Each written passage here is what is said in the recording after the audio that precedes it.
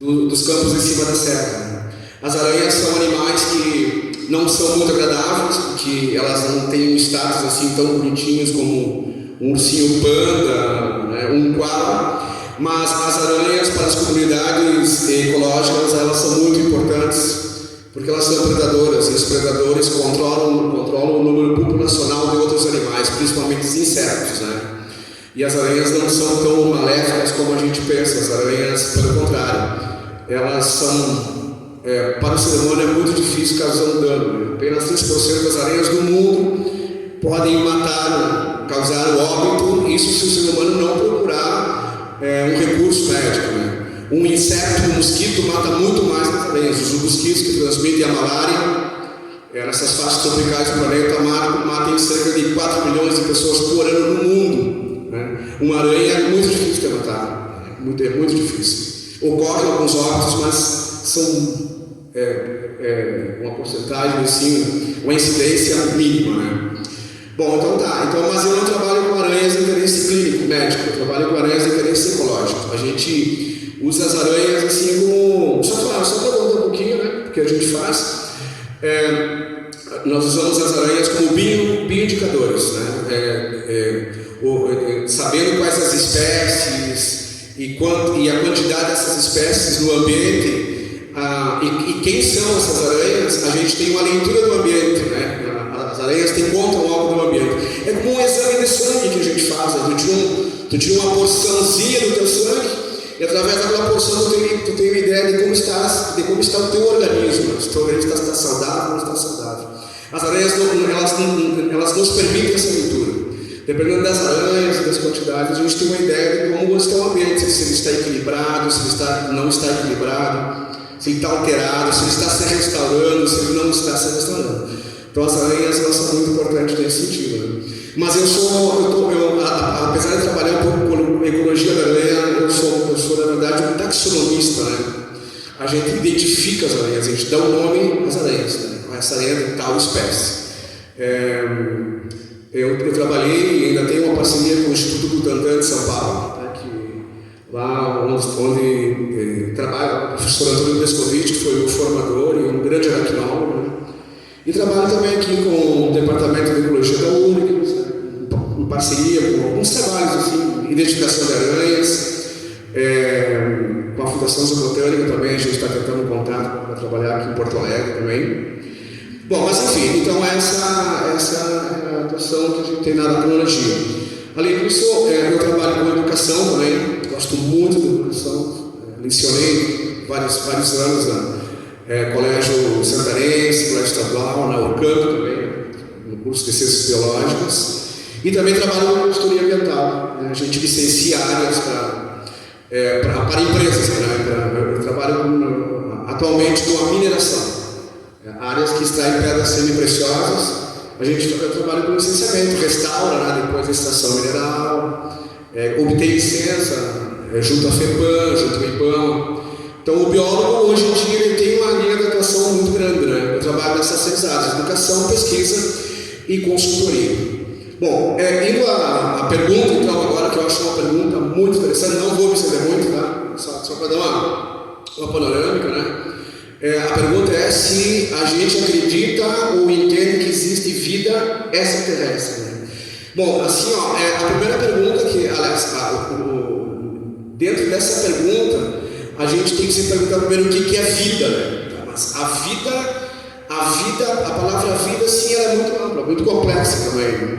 Agora, quando a gente fala em vida, a gente tem que delimitar um pouco essa palavra vida para ir um pouco assim, ser mais objetivo, né? Porque vida tem vários entendimentos, né? Tem pessoas que são leigas, tem pessoas que são cientistas, tem outras pessoas que têm outros entendimentos e entendem vida de formas diferentes. Agora, a vida, em relação à pergunta que fazem, é a vida biológica, né? Bom, uma vida semelhante à nossa, dentro do sistema solar, a gente sabe que não tem. Sistema solar, tendo o Sol, o centro do sistema solar e os planetas, né? A gente sabe que não tem uma vida semelhante à nossa. Como assim uma vida semelhante à nossa? Uma vida baseada na água, né? Porque só existe vida aqui nesse planeta Porque tem água. Dentro do nosso corpo tem água.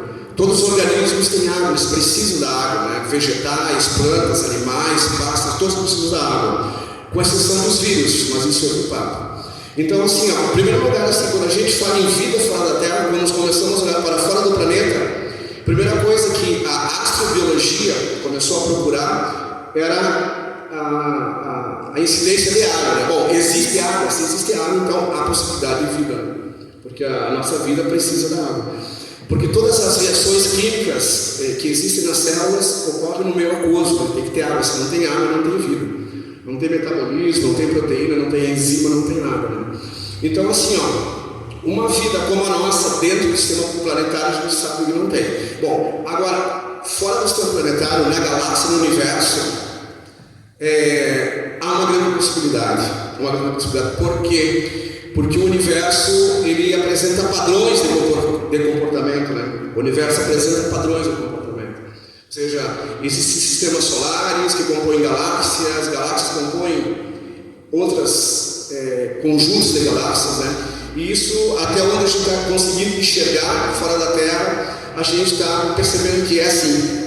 Então, tem padrões de comportamento, tem estrelas, são sóis, o Sol é uma estrela, então se tem estrela tem luz, tem calor, se tem calor pode ter um arranjo biológico semelhante ao nosso. A gente só não conseguiu comprovar, né, presencialmente, materialmente, porque não tem como chegar até lá, né? Existem observações, levantamentos de dados, né, visuais, óticos, né, através dos telescópios, mas não tem uma comprovação presencial, né? Mas por essas observações e fazendo analogias, né, comparações com sistemas semelhantes, há sim um indício que possa existir um pouco de vida, né? Tá? Michel Delgado, o que é que tu pensa sobre esse assunto? Michel, fala um pouco para nós, depois vamos passar para o Regis.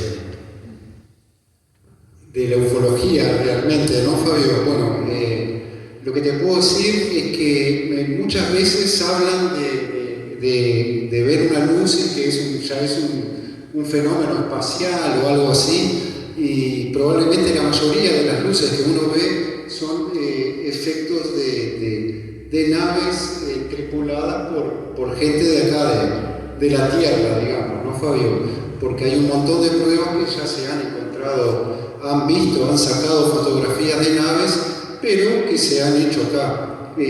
Vamos más para las potencias como es Estados Unidos y era Rusia, que ahora está muy caído después del desmembramiento, digamos, de la Unión Soviética, la caída del muro. Entonces eso llevó a un bajón hasta militar, ¿no? Hasta en la carrera espacial están perdiendo para otros países que están mejor económicamente hoy, ¿no? Para dar un ejemplo, Dubái, ¿no? Que era inesperable en alguna época de que pudieran invertir en un viaje lunar, ¿no? O la India, ¿no? Que estamos hablando de países que eran países emergentes en la época y ahora son superpotencias.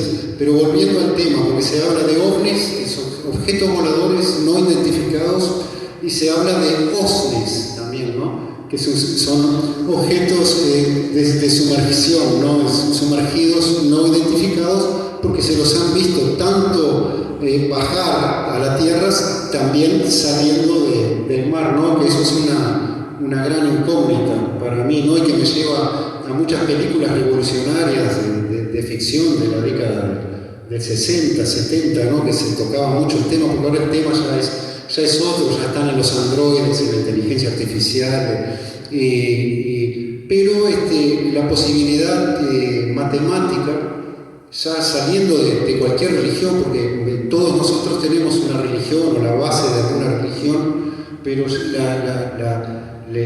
matemáticamente, por la cantidad de galaxias que hay, tiene que existir vida en otra galaxia, ¿no? En la nuestra, como dijo Joan, ya sabemos que no hay, ¿no? Y lo que se ha encontrado acá en la Tierra es el polvo.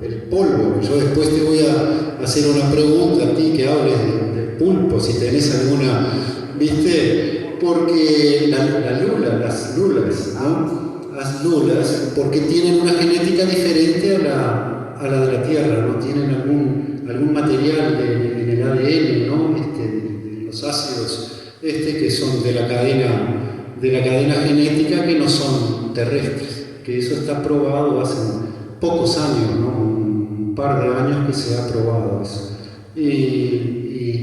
Y también creo que los primeros pobladores de la Tierra, o llegar fuera de mi religión, que Dios nos puso en un horno y que nos hizo en el horno, de repente es un sentido figurado de algún fuego genético hecho en algún laboratorio, ¿no? Porque se habla de existencia del ser humano, se hablaba como muy antigua de 20.000 años atrás, ahora después se habló de 30.000 años y ahora se habla de 50.000 años, ¿no? de la existencia de las pirámides de Egipto, que es un disparate. Y bueno, y ahí ellos tenían, es una concesión, ¿no? digamos, de que hay posibilidades de que tuvieran contacto con extraterrestres. Me voy a Atlántida, porque hicimos todos esos programas durante el año, y los Atlantis también se hablaba o se habla, digamos, que ellos hacían experimentos genéticos ya, y la prueba que he leído sobre el tema, la prueba está en los animales domésticos que tenemos, como el gato y el perro, pero el resto ya dejan de ser, y las gallinas, y los gallináceos, ¿no? Que el resto ya dejan de ser domésticos, pero porque se habla de la evolución, vos que sos biólogo también, de una evolución de un león o de un puma a quedar como un gato casero, ¿no? O de fieras de los canis, ¿no? O de los lobos, transformarse en un perro doméstico, que es una evolución demasiado forzada, me parece, como para que hubiera ocurrido así. Y las gallinas también, porque los primeros gallinazos eran prehistóricos, ¿no? Eran probablemente de 1,5 metros, 1,80 m más o menos, tenían la altura de un ser humano, y después se transforman en pequeñas gallinas que uno las tiene ahí para consumo, ¿no?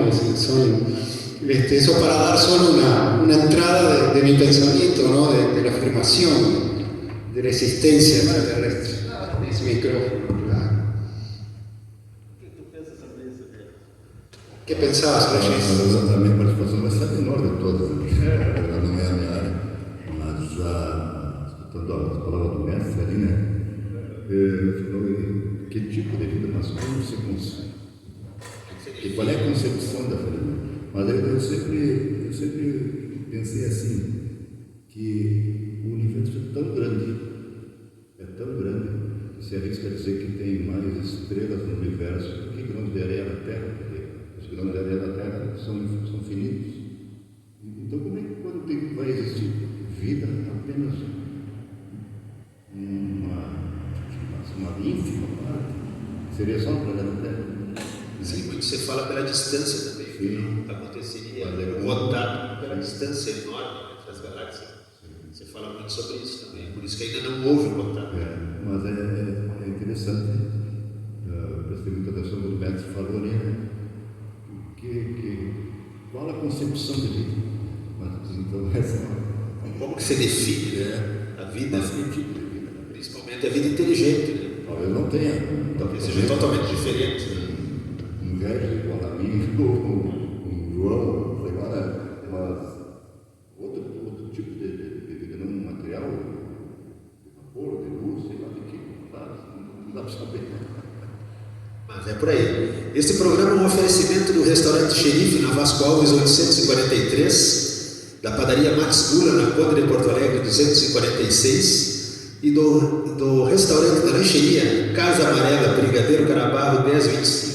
Estão presentes aqui os nossos grandes amigos aqui, Marcelo, a Mari, o Jodil, todos aqui. Então a gente tem essa grande honra de estar com eles aqui, nos apoiando sempre, né? Nós fizemos vários encontros já, né, Michel Delgado?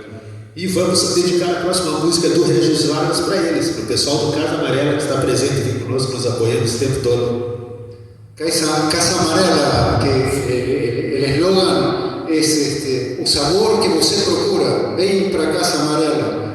Bom lanche, boa conversa y momentos inesquecibles. Yo les agradezco mucho porque están acá y sé que ustedes hacen muchos delivery, ¿verdad? Entonces voy a dar el número, puede ser, si llamás de Uruguay es 55991555352, es el número, ¿verdad? Así que voy a decir de nuevo, es más 55559, que es el 9 no va, 91555352. Bueno, un agradecimiento por haber venido, de habernos brindado la mesa también para el apoyo técnico que tenemos en las fiestas allá, bueno, tenerlos acá y bueno, un agradecimiento por estar acompañándonos. Muchas gracias.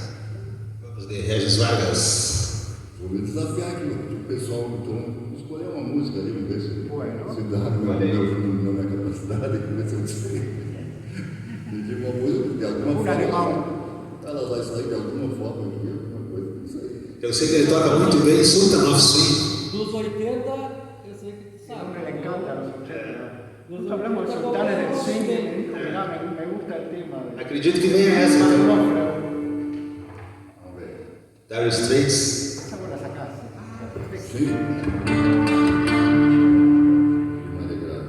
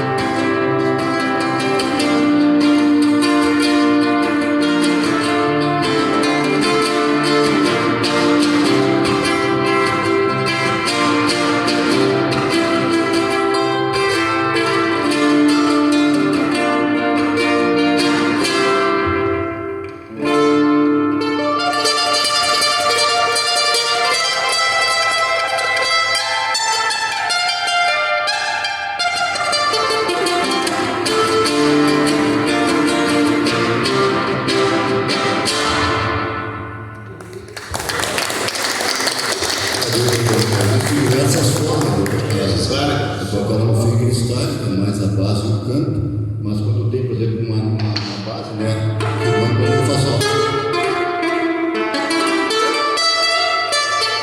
solo dela mesmo, né? Regis, no pude resistir, 1979, del álbum homónimo Sultanes del Swing, bandaza de los hermanos Knopfler. Esse homem sabe tudo. Enciclopédia da música e vários outros assuntos. Michel Delgado, vocês. Márcio Dávila, que prazer te receber aqui. Um cara que me ajudou numa das entrevistas mais difíceis que a gente fez esse ano. Entrevistamos o presidente do 14 de julho. Né? E tu chegaste lá, encaraste a mesa. Eu te chamei para a mesa, tu veio comigo e a gente fez aquela entrevista assim, ó, sensacional. Emocionante quando eu vejo aquilo ali, porque foi assim, foi uma coisa de improviso, né? Porque tu não estava pronto, tu mesmo dizia que não estava pronto, tu chegou comigo ali e a gente fez aquela baita entrevista. Agora eu quero que tu fale sobre isso um pouco.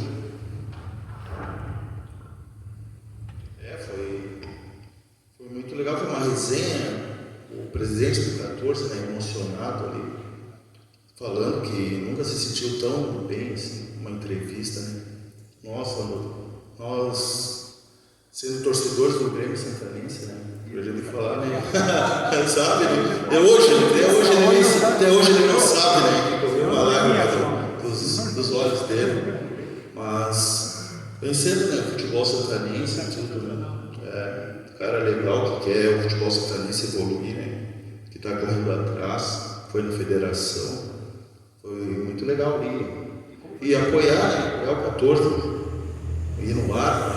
Também ali agora, domingo, começa o campeonato Fronteira, patrocínio da Fronteira Internet, o Arma e o Universal de Quaraí. É importante apoiar, né, o futebol santanense. Essa juventude aí de hoje não sabe, né, os clássicos antigos aí do Grecoá e Arma e tudo. Muito legal participar, isso foi algo que ficou marcante, né, para quem gosta de futebol, né, que vive futebol. É isso, uma honra participar e estamos sempre aí conversando com o pessoal, conseguindo o patrocínio. Muita amizade no Santana Livramento aqui, graças a Deus, a gente é bem querido por todos, né? O que fica na vida é a amizade e podendo ajudar aqui o Zona Paralela, contato com um e outro. Vamos sempre em frente. Vida longa. Obrigado, obrigado.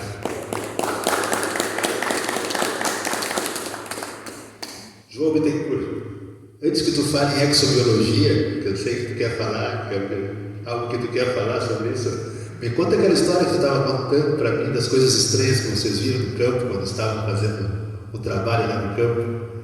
Conta um pouquinho para nós sobre isso aí. Pois então, quando o Fábio fez o convite, né, aparece lá, a gente quer a tua presença, seria muito bom conversar sobre ufologia. Tipo, Fábio, na verdade eu nunca... não tenho, né, não estudo e conhecimento sobre ufologia, né? Mas dentro da biologia existe um ramo chamado astrobiologia, né? Onde a biologia procura encontrar resquícios, né, ou sinais de vida fora do sistema planetário Terra, né? Claro, semelhantes à vida que nós temos aqui, sempre ressaltando isso, né?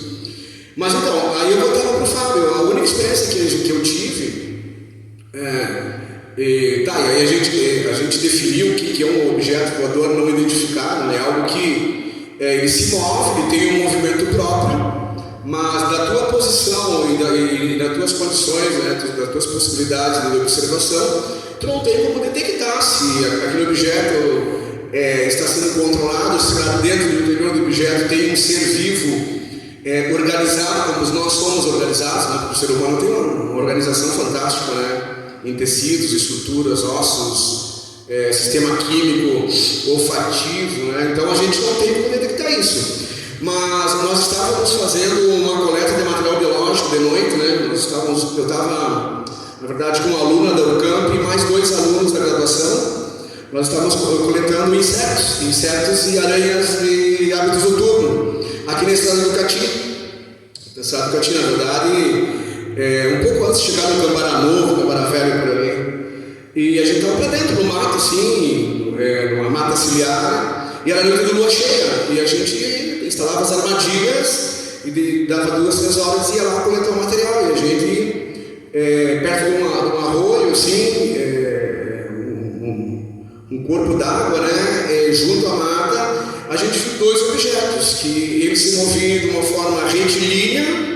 Depois subiam verticalmente, desciam e sumiam rapidamente. Mas foi só isso que a gente viu. Não dá para confirmar, né? Era algum animal? Bom, animal não era, né? Do ponto de vista biológico, do que a gente conhece mais, né? Não, vagalume não era, porque era um volume de luz no ar, aliás, uma luz muito forte, um raio muito grande, um diâmetro muito grande, parecendo um vagalume. Pássaro noturno que emite de bioluminescência a gente não conhece. Então ficou um objeto voador não identificado. E foi essa experiência que a gente teve, né?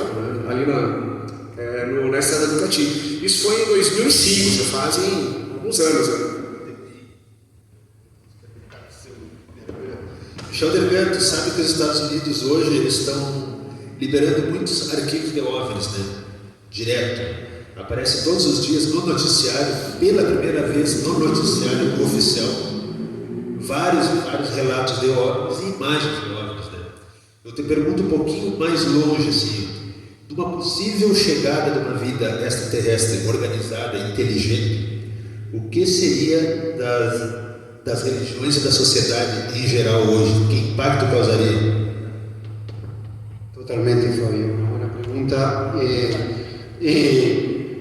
Bueno, hace 2 años Estados Unidos hizo una ley en el Congreso para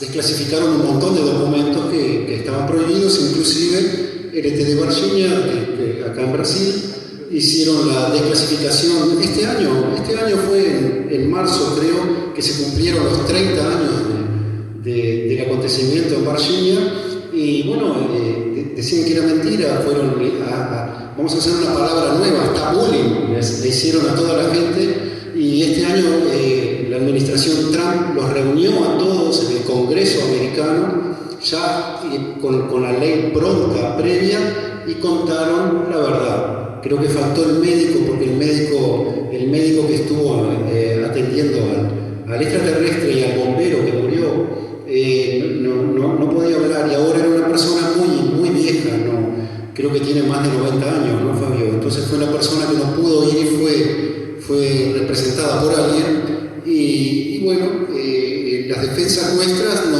no están hechas para vamos a suponer que de un ataque alienígena no tenemos nada, prácticamente nada para competir, porque si es dificultoso para nosotros poder llegar a la Luna, imaginar unos viajes muy densos y muy largos a Marte, que es una imaginación que tenemos todavía, que hace 20 años en Estados